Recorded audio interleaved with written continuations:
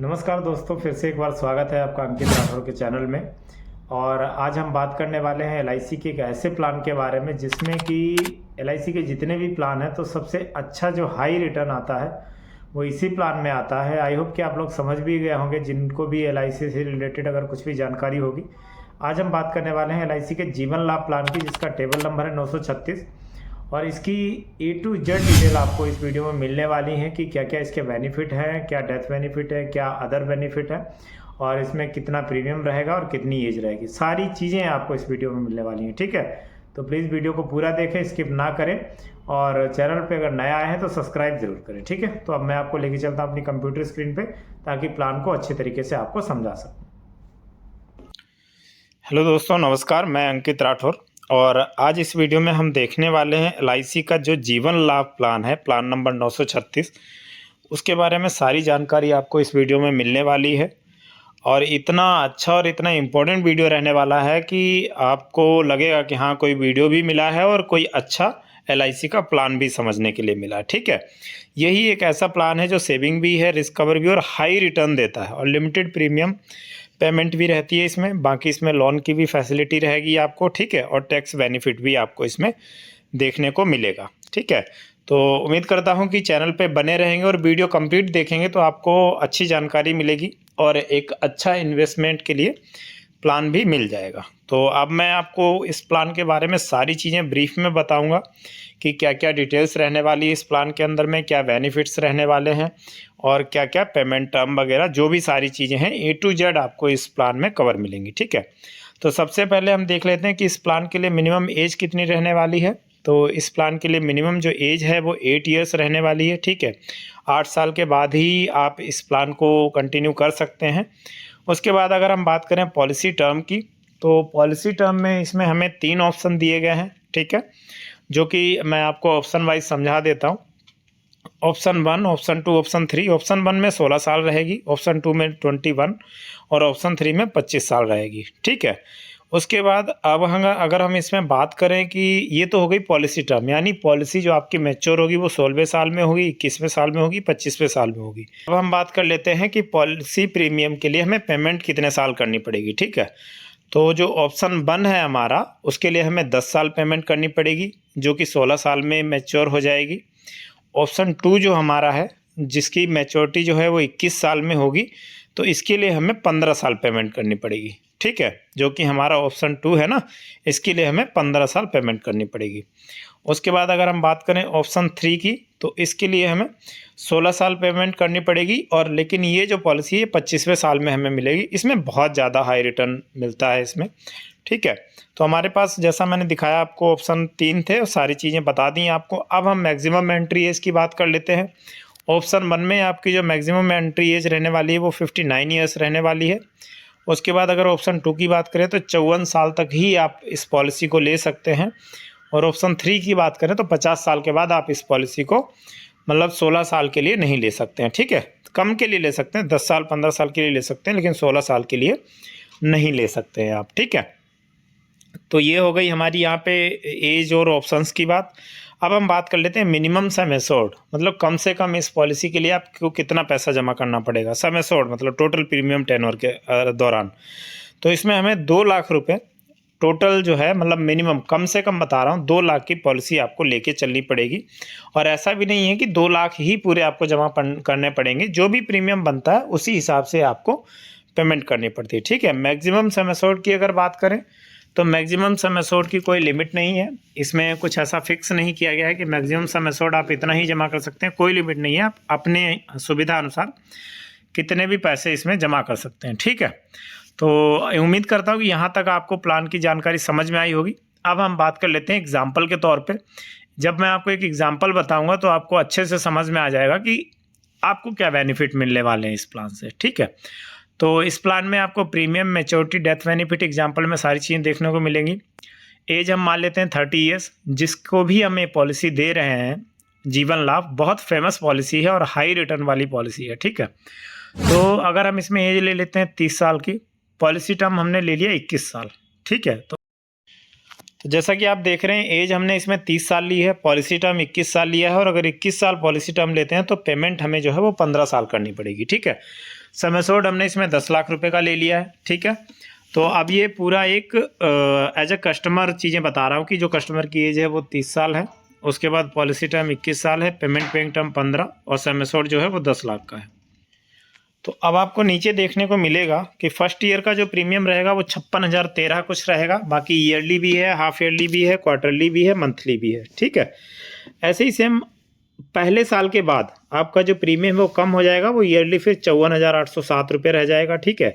Half yearly, quarterly, monthly सारे option हैं आपके पास। चाहे तो आप मंथली भी पे कर सकते हैं, क्वार्टरली भी कर सकते हैं, हाफ ईयरली भी कर सकते हैं और ईयरली भी कर सकते हैं। अब हम लेके चलते हैं, एज हमने 30 साल ली, पेमेंट पेइंग हमें 15 साल, यानी 15 साल हमें पेमेंट करनी है इस पॉलिसी के लिए, ठीक है।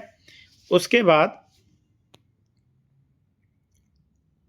जो 6 साल रहेंगे बीच में, 15 से 21 के बीच में जो 6 साल का गैप रहेगा, उसमें आपको कोई भी पेमेंट नहीं करनी है, ठीक है। ये चीज़ आप ध्यान रखें कि 15 साल तक आपको पेमेंट करनी है। 15 साल के बाद 21 साल तक, यानी 6 साल का जो गैप रहेगा, उसमें आपको कोई पेमेंट नहीं करनी है और 21 साल के बाद आपकी जो पॉलिसी है वो मैच्योर हो जाएगी, ठीक है। तो 21वें साल में आपकी जो पॉलिसी है वो मैच्योर हो जाएगी, यानी एज आपकी जो है अगर 30 साल है और 21वें साल में मैच्योर हो रही है, तो यानी कि आप जब 51 साल के हो जाएंगे तो आपकी पॉलिसी मैच्योर हो जाएगी। और इसमें जो रिटर्न आएगा वो समथिंग आएगा 20,87,000। तो सम एश्योर्ड कितना था? 10 लाख का। बोनस हमें मिला 9,87,000 का और फिक्स एडिशनल बोनस जो है वो 1 लाख रुपए का मिला। तो समथिंग हमें 20,87,000 अमाउंट जो है वो इस पॉलिसी से रिटर्न मिलेगा 21वें साल में, जब हमारी पॉलिसी के 21 साल कंप्लीट हो जाएंगे, ठीक है। तो ये तो थे इस पॉलिसी के बेनिफिट नॉर्मल तरीके से, कि बिल्कुल सारी चीज़ें नॉर्मल चल रही हैं, किसी में कोई दिक्कत नहीं है, कोई ऐसी अनहोनी नहीं, कुछ भी नहीं है। तो टोटल अप्रॉक्सीमेटली हमने जो पे किया है वो 8,23,000 पे किया था। तो जैसा मैंने यहाँ पे बताया कि हमने जो टोटल प्रीमियम पे किया था वो 8,23,000 का पे किया था। सम एश्योर्ड हमने लिया था 10 लाख का, ठीक है। तो जितना भी हम सम एश्योर्ड लेते हैं करेक्ट उतना ही हमें प्रीमियम नहीं पे करना पड़ता है, बट बेनिफिट में हमारा सम एश्योर्ड अमाउंट है वही मिलेगा, ना कि हमने जो प्रीमियम किया है उसका कोई उससे लेना देना नहीं होता है, ठीक है। ये सारी बातें थी। तो जब सारी चीज़ें नॉर्मल हैं, कोई किसी की डेथ नहीं, कुछ भी नहीं है, सब चीज़ें एकदम परफेक्ट चल रही हैं, तब का तो ये है। अब हम बात करेंगे अगर डेथ के केस में क्या होता है, मतलब डेथ बेनिफिट जो है वो इस पॉलिसी में क्या क्या रहते हैं, ठीक है, नॉमिनी को क्या मिलता है। तो अब हम बात करने वाले हैं receive maturity benefit in instalment. अगर सिंपल सी बात है, अगर आपको इस मैच्योरिटी के इंस्टॉलमेंट में भी चाहिए तो वो भी आपको मिल जाएगा 5 साल, 10 साल, 15 साल में। और LIC उसमें क्या करती है, आपको इंटरेस्ट दे देती है, ठीक है। तो वो आप पे डिपेंड करता है, आपको अगर इसमें इंस्टॉलमेंट में लेना है तो इंस्टॉलमेंट में भी ले सकते हैं, और वन टाइम में लेना है तो मैच्योरिटी का जो अमाउंट है वो वन टाइम में भी ले सकते हैं, ठीक है। ये तो हो गई यहाँ तक की बात। और अब मैं आपको बताने वाला हूँ कि डेथ के केस में क्या होता है, डेथ बेनिफिट क्या है इस प्लान के अगेंस्ट, और उसमें क्या क्या। अब हम जानेंगे कि इन केस ऑफ डेथ, अगर पॉलिसी होल्डर जिसने भी पॉलिसी प्रीमियम लिया है अगर उसकी डेथ हो जाती है तो उस केस में क्या क्या बेनिफिट मिलने वाले हैं इस पॉलिसी के थ्रू, ठीक है। तो वो मैं आपको अच्छी तरीके से समझाने की कोशिश करूँगा कि आदमी के दिमाग में बहुत सारी चीज़ें रहती हैं कि भैया अगर नहीं रह गए तो क्या बेनिफिट है, ठीक है। तो अभी क्या आपको याद रखना है कि अगर पॉलिसी के दौरान अगर पॉलिसी होल्डर की डेथ हो जाती है तो जो भी सम एश्योर्ड अमाउंट होगा, जैसे हमने 10 लाख का लिया था तो वो पॉलिसी होल्डर को 10 लाख का जो अमाउंट है वो पे कर दिया जाता है, ठीक है। ये वन टाइम पे होता है, और अगर आप इसको भी इंस्टॉलमेंट में लेना चाहें तो इसको भी इंस्टॉलमेंट में ले सकते हैं। तो ये तो था पहला बेनिफिट जो कि नॉमिनी को मिलने वाला है। जो भी नॉमिनी रहेगा अगर पॉलिसी होल्डर की डेथ हो जाती है तो उसको सम एश्योर्ड अमाउंट और प्लस जो भी जब तक पॉलिसी चली है तब तक का जो भी बोनस अमाउंट बनेगा, sum assured plus bonus amount दोनों ही नॉमिनी को दे दिए जाएंगे, ठीक है। तो ये तो हो गई डेथ ऑफ पॉलिसी होल्डर। जब भी अगर पॉलिसी होल्डर की डेथ होती है नॉर्मल केस में तो ये बेनिफिट मिलने वाला है उसको। सम एश्योर्ड जितना भी आप सम एश्योर्ड लेके चलेंगे वो, और प्लस जब तक आपकी पॉलिसी चली है तो उस पर अगर बोनस अमाउंट है तो वो भी मिलेगा। और बाकी जैसा मैंने बताया इस अमाउंट को भी आप चाहें तो इंस्टॉलमेंट में ले सकते हैं, और अगर नहीं तो आप वन टाइम भी आप इस अमाउंट को रिसीव कर सकते हैं, ठीक है। ये तो हो गई एक ये वाली बात कि नॉर्मल केस में अगर पॉलिसी होल्डर की डेथ होती है तो इसमें तो ये बेनिफिट रहता है। अब अगर हम बात करें in case of accidental death, है ना, कई बार होता है ना एक्सीडेंटल से डेथ हो जाती है, तो उस केस में पॉलिसी होल्डर को क्या प्रॉफिट मिलेगा, क्या बेनिफिट मिलेगा।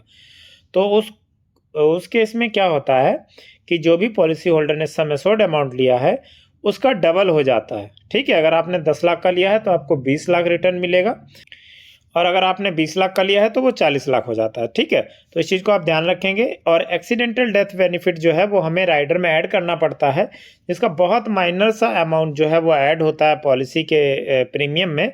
इस पॉलिसी में जो मैंने एग्जाम्पल लिया है उसमें ऑलरेडी एक्सीडेंटल डेथ बेनिफिट का राइडर मैंने ऑलरेडी ऐड कर रखा है। ठीक है, उसके साथ ही आपको प्रीमियम की सारी डिटेल्स मैंने शेयर की हुई हैं, जो कि अभी तक वीडियो में मैंने सारी चीज़ें बताई हुई हैं। ठीक है, तो यहाँ से आपको क्लियर हो गया। अगर नॉर्मल केस में डेथ होती है तो उसको सम एश्योर्ड अमाउंट मिल जाएगा।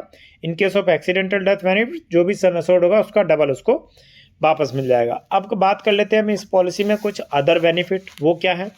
तो इसमें लोन की भी फैसिलिटी है। आप जब भी पॉलिसी स्टार्ट करते हैं, पॉलिसी प्रीमियम 2 साल भरने के बाद आप कभी भी इस पॉलिसी के अगेंस्ट लोन ले सकते हैं, और जो भी LIC इंटरेस्ट जारी करेगी वो आपको इंटरेस्ट भरना पड़ेगा। ठीक है, तो हम पॉलिसी पे लोन भी ले सकते हैं, लोन की भी सुविधा हमें पॉलिसी में मिलती है।